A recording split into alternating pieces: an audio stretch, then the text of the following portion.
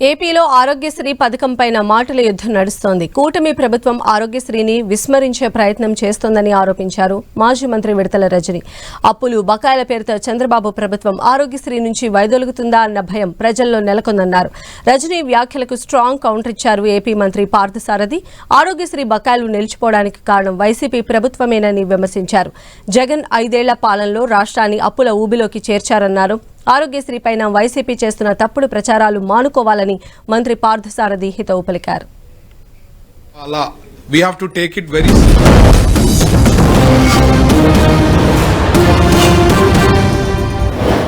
ముఖ్యమంత్రి చంద్రబాబు నాయుడు గారు ఏమైనా వారి మనస్సులో ఉన్నటువంటి మాటల్ని మరి ఈ మంత్రుల ద్వారా ఏమన్నా ఎక్స్ప్రెస్ చేయిస్తున్నారా అనేటువంటి అనుమానం కూడా మాకు కలుగుతూ ఉంది.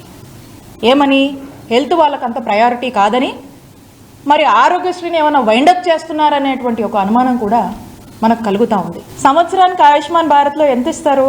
బడ్జెట్ సుమారు 300 కోట్లు సంవత్సరానికి ఇస్తారు. ఆరోగ్యశ్రీ బడ్జెట్ ఎంత సంవత్సరానికి? ఎంత ఖర్చు చేస్తాం మనము? 3000 కోట్లు ఖర్చు చేస్తాం. 3000 ఈ సంవత్సరం అయితే 3500 కోట్ల వరకు కూడా మనం ఖర్చు చేస్తూ ఉన్నాం. అంటే 10% ఆఫ్ ఆరోగ్యశ్రీ ఆయుష్మాన్ భారత్లో వాళ్ళు ఇస్తున్నారు. 300 crores ఎక్కడ? 3000 crores ఎక్కడ? 3000+ crores ఎక్కడ? ఈ సంవత్సరం మనం ఇస్తున్నటువంటి 3500 crores ఎక్కడ? మరి ఇదంతా ఎవరు బేర్ చేయాలి?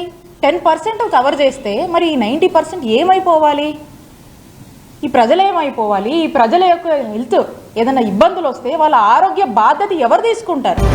ఆరోగ్యశ్రీలో కూడా ఏదో 1500 కోట్ల రూపాయలు ప్రభుత్వం ఎగ్గొట్టిందని. ఒకవేళ 1500 కోట్లు అప్పు ఉంటే దానికి కారణం ఎవరు? మీరు చేసిన దుష్పరిపాలన 5 సంవత్సరాల ఫలితం కాదా అని చెప్పేసి అడుగుతామన్నా నేను.